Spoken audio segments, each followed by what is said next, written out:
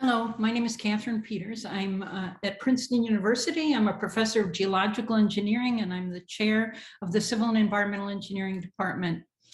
I want to say thank you to Hadi and Marta for inviting me to be part of this summer school. As you all know, hydrogen is emerging as an important energy carrier, allowing energy to be transported and stored as a material rather than as electrical power. Hydrogen, meaning the molecular form H2, is produced by using renewable energy like solar and wind energies. So it is an energy stream that is without carbon, making it very important in the context of mitigating greenhouse gases. The convenience of storing energy as a material means that there is a need to store it. And this workshop is about that need with a focus on underground storage and the opportunities and challenges. In my presentation, I'll talk about salt caverns, cushion gas, and biogeochemical processes. Storing gases underground is a practice that started more than 100 years ago, first in North America and now all over the world. This map shows sites in the United States where natural gas is stored, as well as the pipeline network for gas transport. As you can see, the vast majority of underground gas storage in the US is in depleted oil and gas fields. And the other two types are salt caverns and deep saline aquifers. Depleted oil and gas fields are a good choice because they have been proven to be able to reliably contain a buoyant gas, because that is where oil and gas collected over geologic time. Another feature is that these formations have already been well characterized as part of exploration and production activities. And furthermore, it may be possible to use existing well infrastructure for storage operations. Any underground feature that can contain a buoyant fluid can, in principle, store H2. This graphic depicts various gas storage options: depleted oil and gas fields, saline aquifers, and salt caverns.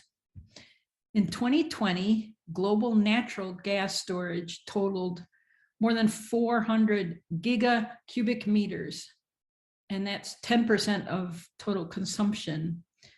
And porous reservoirs accounted for more than 90% of storage capacity, and the rest is in salt caverns. So I'll now focus on salt caverns, which are artificially created cavities in salt formations, as depicted in this graphic. Through solution mining, a well is drilled into the salt dome, water is injected, and it dissolves the salt, leaving a cavity. The cavern can then be used for gas storage. Salt formations are not porous, and they are quite impervious compared to sedimentary reservoirs. So they can be well sealed to contain the injected gas, and they can be overpressured for high capacity storage efficiency. Salt formations underground are sedimentary formations that occurred from evaporation of an ancient sea some hundreds of millions of years ago. Now, how do they get this shape of what is called a dome? Solid salt is less dense than silicate rock, so the solid tends to migrate vertically upward as it is compressed by the weight of the rock above it. If the salt rock is originally very deep, then as it flows up, and yes, I am talking about the deformation of a solid phase, as it flows up, it will form a dome, as is depicted in this great graphic. Salt domes are highly valued in the oil and gas industry because the upward flow of the salt bends the reservoirs around it and creates traps where oil and gas collected over time. Therefore, these formations are fruitful for production by drilling around the salt dome in these areas, such as what is depicted in green on this graphic. But our interest today is in the salt dome itself, where salt caverns can be created for use in gas storage. But before we talk about gas storage, I want to tell you a little bit more about salt domes in the Gulf of Mexico area and in Louisiana. So I'm showing you Google Maps And we're looking at the Gulf of Mexico. Here's Texas, here is Louisiana and the Mississippi River Delta, and down here is Mexico. And I want to draw your attention to these features right here in the seabed surface. Those are all salt domes that can be seen from satellite imagery right here. And so you can just imagine the size of these formations. That's one thing I wanted to show you. I also wanted to show you some salt domes that can be visible from the land surface.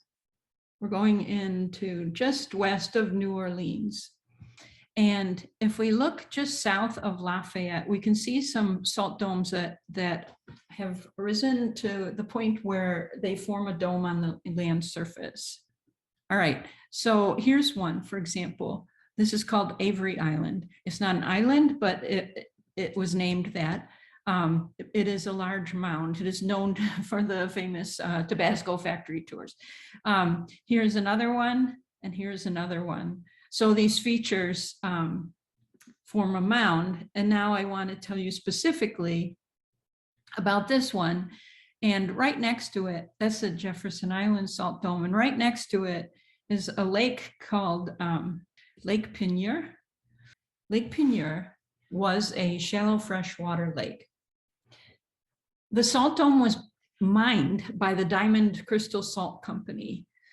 And in November of 1980, a Texaco oil rig was stationed in the lake, aiming to produce oil from a formation adjacent to the salt dome. And on November 20th, 1980, the oil rig drilled and accidentally drilled into the salt dome, penetrating into the mine. A giant whirlpool formed, and the lake water started to drain into it. The workers on the rig hopped in their boats and got out of there fast. They all survived. The miners down below saw water pouring in, and they did the right thing and got out of there quick, and they all survived. But in the end, a sinkhole formed that swallowed up the entire drilling platform, 11 barges, a tugboat, many trees, and 65 acres of the surrounding terrain.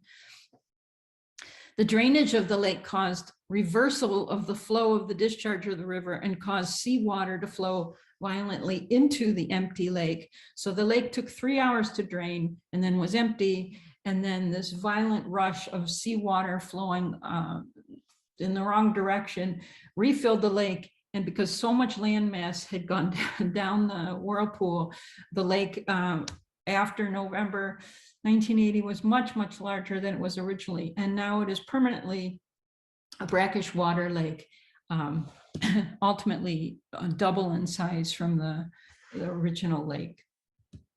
Salt formations are found in some places around the world, and there are thousands of salt caverns in operation globally, as shown in this map. In Europe, salt basins exist under Northern Europe. Germany, Denmark, and the Netherlands have a large amount of salt with a great deal of expansion potential for salt caverns. The United States has salt formations in the Gulf of Mexico and Texas, Louisiana, we just saw, and around Michigan and Ohio. Today, there are 4 hydrogen gas storage salt caverns operational in the world, as shown in this table from a new review paper just published in the Journal of Energy Storage. 3 of these are in the US and 1 in the UK. The 3 in the US are in Texas, including the world's largest hydrogen storage facility in Spindletop, which was commissioned for hydrogen in 2016. The estimates I have seen are over 1 million cubic feet for multiple salt caverns in the Spindletop dome. Another estimate I have heard that Spindletop cavern is 500 meters in vertical dimension. That's as high as the Empire State Building, an iconic skyscraper in New York City. I'd like to spend some time looking more deeply at hydrogen gas storage when it is expressed as a volume, and what does that really tell us? On this slide, I want to go through a storage efficiency example calculation. So we've all heard this statement that hydrogen has the highest energy content of any common fuel by weight, and it's about 3 times more than gasoline. My question to you is that a helpful sentence? Let's put together what we know about hydrogen storage volumes and this information about energy content and see what we get. So salt caverns volumes range from 100,000 cubic meters to 1 million or greater than 1 million, possibly at Spindletop. So in this example, let's go with 500,000 cubic meters. Depth typically is 500 meters to 2,000 meters. So in this example, let's go with 1 kilometer. At that depth, pressure is around 100 bar and the temperature is about 40 degrees C. So what do we need to use this information to figure out how much gas can be stored? We need an equation of state. Okay, here we are, equation of state. So here's an equation of state for hydrogen, and for kicks, I also included the equation of state for carbon dioxide and for methane, and there are a whole bunch of curves for mixtures of those, but we don't need to pay attention to those at the moment. So an equation of state is a PVT relationship, and I think it's better to say it's a P density T relationship. For hydrogen on the right, on the left of this graph, at low temperatures and pressures, we see this point. It's the critical point. At temperatures below that, there's phase separation between liquid and gaseous hydrogen. And above that is the critical, or above the critical point, there's supercritical hydrogen. And it's denser than gaseous hydrogen, but it's less dense than liquid hydrogen, which you can get only at low temperatures. So at our hypothetical pressure and temperature conditions, the density of hydrogen is 8 kilogram per cubic meters. For comparison, what about CO2 and methane?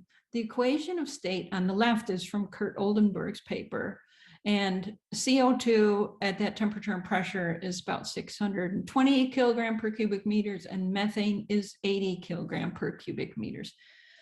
So the differences in these numbers are explained in part by the fact that CO2 and methane have carbon, which is a big atom compared to hydrogen.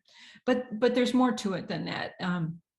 What if we look at number density? How many actual molecules are in a unit volume? Well, let's go back to the previous slide. So now you're seeing those mass density numbers that we figured out from the equations of state.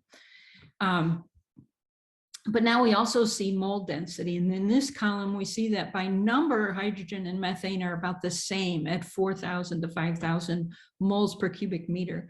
But CO2 is able to accommodate 14,000 moles per cubic meter. Interesting. So why is that? It's all about favorable molecular interactions in CO2. I grabbed this image, which shows the internal dipoles that exist in a CO2 molecule, because oxygen is so much more electronegative than carbon. So it pulls the electrons and creates these internal dipoles in that molecule. And that allows carbon dioxide molecules to be attracted to each other. It's a little bit the same as hydrogen bonding in water, although not nearly as strong. So let's return now to talking about energy. So we're going to stop talking about CO2, but keep that information in your head because we'll get back to it in a minute. Okay, so this value of 130, oh, I got to click. This value of 130 megajoules per kilogram is the quantitative basis for the sentence about hydrogen gas having the highest energy content. But the low density of hydrogen under pressure of 100 bar and 40 degrees C means that it actually has a low energy density per unit volume. It is the lowest value in my table. This is the point of this little analysis. The sentence about hydrogen being the most energy dense fuel is really misleading because you cannot squeeze very much hydrogen into the same volume compared to methane, for example. You can put 10 times more methane into that volume. So methane wins in the energy density game. In the last column, I used our hypothetical salt cavern of 500,000 cubic meters per volume and calculated the total energy content. For comparison, how do these energies compare to daily electric power consumption? So I also included some information about energy power consumption in various cities.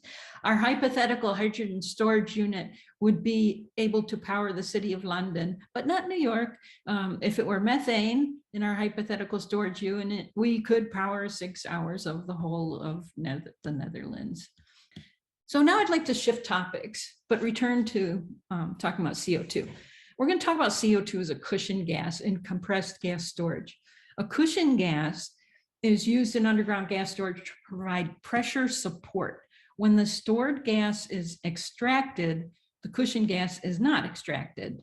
So I'm pointing you here on this slide to 2 key papers related to this topic. And one is Kurt Oldenburg's paper on cushion gases in the context of methane storage, with the question of which is the best cushion gas with respect to geophysical considerations. So it's still relevant to the hydrogen storage problem.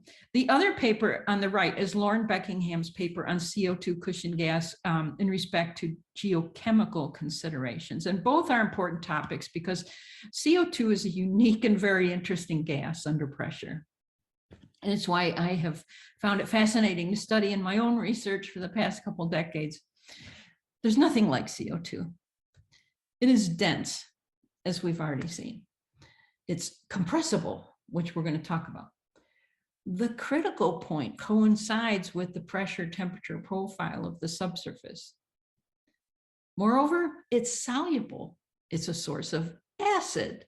It contributes anions for solid mineral precipitation. Did I miss anything? It's fascinating as a subsurface fluid. I think it's the most interesting subsurface fluid. So right now we're going to focus on the physics. So why is CO2 a good choice as a cushion gas? It is more compressible than other gases at the pressure temperature conditions of 1 to 2 kilometers. That's the reason. So when we say compressible, what do we mean? You can see this equation here. Compressibility means that for small changes in pressure, there are large changes in density. And Kurt Oldenburg included a PT phase diagram in his paper, which I'm showing you here. And he wanted to draw attention to the fact that the pressure, temperature, depth profiles of the subsurface coincide with the critical point. And here I'm showing 2 other pressure, temperature, depth profiles that may correspond to colder and warmer aquifers. The colder one goes through the vapor liquid phase boundary. The hotter one is a continuum from the gas into the supercritical region. So this is an exercise I'd like for participants to do. Make a sketch according to these axes of the CO2 density profile as a function of depth, here shown on an axis inverted in direction going downward, which corresponds to depth. And do this for curve 2. And if you have extra time, do curves 1 and 3 also. Okay, pause the video and go off and do this analysis, sketch it. Don't have to be very quantitative. I'm just interested in the shape of the curve. Okay, 3 minutes later. All right, I'm going to show you a graphic that effectively shows you the answer of the shape of the curve and why CO2 is so compressible. Okay, so here we say this blue curve, and here we see this huge density change for a very small change in pressure. And if you're interested in those other 2 curves, all 3 curves, we can talk about that during the discussion period. So the point is that all gases are compressible, and just about any gas can in principle be used as a cushion gas, but the efficiency of gas storage operations can be increased if the cushion gas has greater effective compressibility, and you get that from CO2. All right, now I want to draw your attention to this paper, which I mentioned earlier. It's about CO2 as a cushion gas and the geochemical processes that will occur and the subsequent changes in porosity and permeability due to mineral reactions. And I just took a screenshot of one of the results showing change in porosity from 25% to 32%. But I'm not going to say more about this paper, and I encourage you to go read it.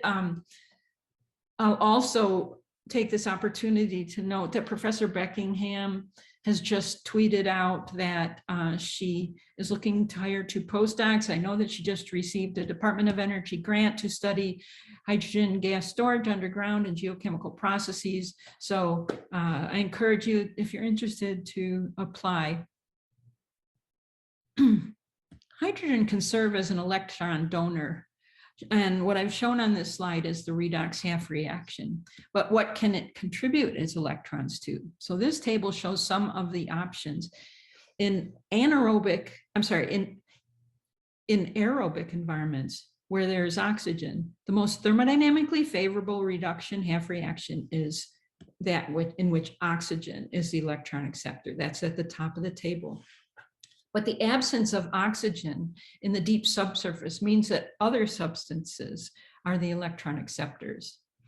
Microorganisms take advantage of the favorable energetics of these redox reactions. And it is known that these microbial organisms are present in reservoirs. They do survive in the higher temperatures of the subsurface, and they catalyze these reactions. Let's start by focusing on CO2. So shown here in this reaction is the hydrogen consumption via methanogenesis. This may occur if CO2 is used as a cushion gas or when it is available through impurities of the gas input. This reaction will happen readily. All the factors are available, the electron acceptor, the electron donor, and the microorganisms. It's very difficult to inhibit this. This is thought of as a risk often because it depletes the hydrogen gas and it creates an unwanted mixture. However, there are some who believe that methanogenesis can be a good thing. Methane generation can follow 3 possible processes as shown in this chart, with acetate, methanol, or carbon dioxide as the 3 possible carbon sources. So looking at this in a positive light, this geochemical process has been called power to gas. Hydrogen combined with carbon dioxide generates green methane by the power to gas technology. And in this way, methane production is seen as a benefit. The subsurface gas storage unit is more of a large bioreactor to produce methane. This would be hard to eliminate if CO2 is being used as a cushion gas. All the ingredients are present. If CO2 is present with hydrogen gas, it would be nearly impossible to stop this reaction from happening. So I'm curious what you think. Is this a good thing or a bad thing?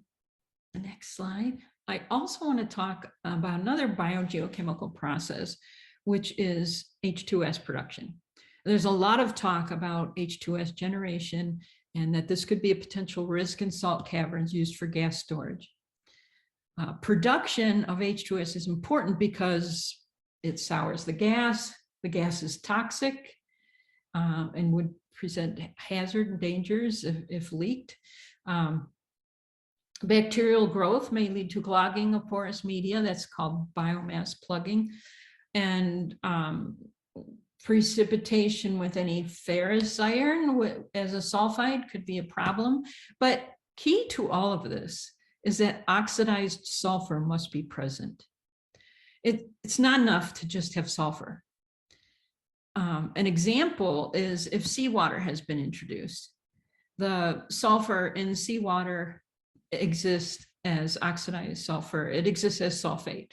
And this is well known in the oil and gas industry as a problem because often addition of seawater and all that sulfate to reservoirs creates formation damage from precipitation of barium as barium sulfate, called barite. But many subsurface environments are fully reduced. And so on the right side of this slide, what I'm showing you is that the minerals that contribute to sulfate are, for example, anhydrite, and anhydrite and gypsum are frequently found in evaporite deposits like salt formations, but they are not common in porous media like depleted oil and gas fields. So it's not clear that this is going to be a problem in all cases, and maybe not in the case of depleted oil and gas reservoirs. That concludes my presentation, and I want to thank you all for your attention. And again, thanks to Hadi and Marta. And I'd be happy to take any questions that you might have.